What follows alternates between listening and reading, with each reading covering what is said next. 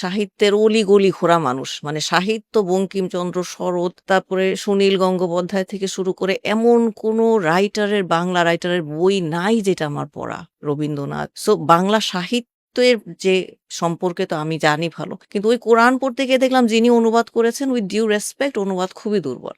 কিন্তু কোরআনের আয়াতের যে শক্তি, পাওয়ার সেইটা আমার ভেতরটা ভেঙে চুরে দিল। সো আমি তখন চিন্তা করলাম যে একটা এত দুর্বল একটা অনুবাদ, ভাষাগত দুর্বলতা। এত অনুবাদ পড়ে যদি আমার এই অবস্থা হয়, তাহলে এটা অরিজিনালি অ্যারাবিক বইটা কেমন?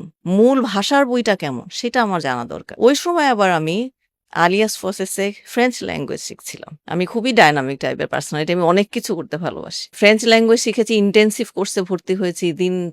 দিনরাত ক্লাস করি। তখন আমি ফ্রেঞ্চে কথা বলতে পারি, লিখতে পারি, বুঝতে পারি। বুঝেনই তো বাংলাদেশের এই তথাকথিত বুদ্ধিজীবী সমাজে এবার ফ্রেঞ্চ ল্যাঙ্গুয়েজ কিন্তু খুবই একটা মানে যারা জানে তাদেরকে আবার একটু আলাদাভাবে দেখা হয়। সো ওই সময় ফ্রেঞ্চ শিখছি। তখন আমি চিন্তা করলাম যে ফ্রেঞ্চ শিখে কি করব? আরবি শিখব। বিকজ তখন কোরআনের ব্যাপারে আমার আর কোনো ডাউট নাই। মানে আমি একটা জিনিস শুধু রিয়ালাইজ করেছি যে আমি অনেক সাহিত্য পড়েছি। কিন্তু এই বই কোনো মানুষের লেখা না। বিকজ মানুষ এভাবে লিখে না। মানুষ এত কনফিডেন্টলি লিখে না। কোরআনের প্রথম যে আয়াত সূরা বাকারা, আলিফ লাম মিম যালিকাল কিতাবু লা রাইবা ফি, আল্লাহ বলছেন এই সেই কিতাব যেখানে কোনো সন্দেহ নাই। কোনো মানুষ কি এভাবে লিখে?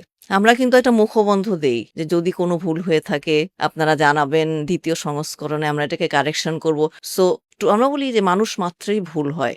কোরআনে আমি দেখলাম আল্লাহ প্রথমেই মুখবন্ধে ডিক্লেয়ার করছে এই কিতাবে কোনো ভুল নাই এবং এটা মুমিনদের জন্য গাইডেন্স। আমি যত পড়তে থাকলাম সূরা বাকারা আরেকটা আয়াত আল্লাহ বলছেন যে তোমাদের যদি এই কিতাবে কোনো সন্দেহ থেকে থাকে এই কিতাব না একটা সূরা নিয়ে আসো। এবং আল্লাহ বলছেন যে ওয়ালান তাফআলু, তোমরা কখনো সেটা পারবে না। সো এই যে কোরআনের আয়াতের যে স্টাইল, টোন, সেটাতে আমি তখন কনভিন্সড যে এই কোরআন আল্লাহ থেকে আসছে। এটা মানুষের লেখা না। ওই সময় আমার লাইফটা আসলে চেঞ্জ হয়েছে এবং আমি 180 ডিগ্রি অ্যাঙ্গেলে ঘুরে আমি তখন খুঁজতে শুরু করলাম যে কোথায় অ্যারাবিক শিখা যায়।